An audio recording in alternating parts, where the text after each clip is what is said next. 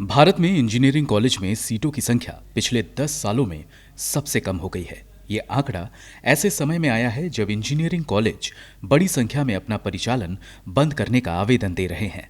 Technical education regulator AICTE के हाल ही में जारी आंकड़े बताते हैं कि ग्रेजुएट, पोस्ट ग्रेजुएट और डिप्लोमा स्तर पर इंजीनियरिंग सीटों की संख्या गिरकर 23.28 लाख हो गई है, जो कि पिछले दशक में सबसे कम है। सिर्फ इस साल ही इंजीनियरिंग सीटों की संख्या 1.46 लाख तक कम हो गई है और इसका कारण कॉलेजों का बंद होना और एडमिशन क्षमता के कम होने को बताया जा रहा है। हालांकि इंजीनियरिंग सीट बड़े स्तर पर कम हुई है, लेकिन फिर भी मैनेजमेंट, आर्किटेक्चर, होटल मैनेजमेंट जैसी टेक्निकल कोर्स की सीटों में इंजीनियरिंग की 80% की हिस्सेदारी है।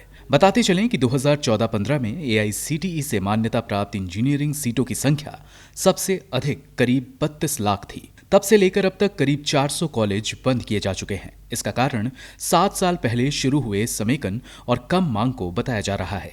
सिर्फ 2020 को छोड़ दें तो 2015-16 से हर साल कम से कम 50 इंजीनियरिंग कॉलेज बंद हुए हैं।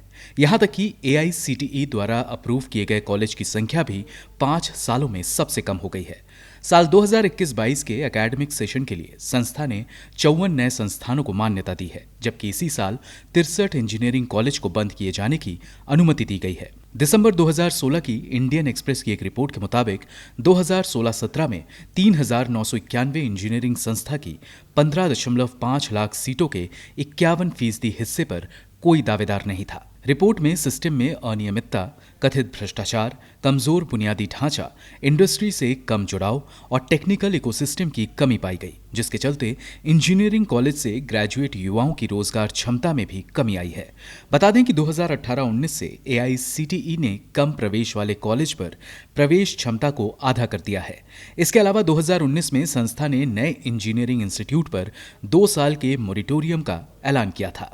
इस ऐलान से पहले एआईसीटीई ने 2017-18, 2018-19 और 2019-20 में क्रमशः 143, 158 और 153 इंस्टीट्यूट को मान्यता दी थी। इन सब को देखकर हम ये साफ साफ कह सकते हैं कि भारत में इंजीनियरिंग कॉलेज में सीटों की संख्या पिछले 10 सालों में सबसे कम हो गई है और ये अच्छी खबर नहीं है। ब्यूरो रिपोर्ट, गो न्यूज।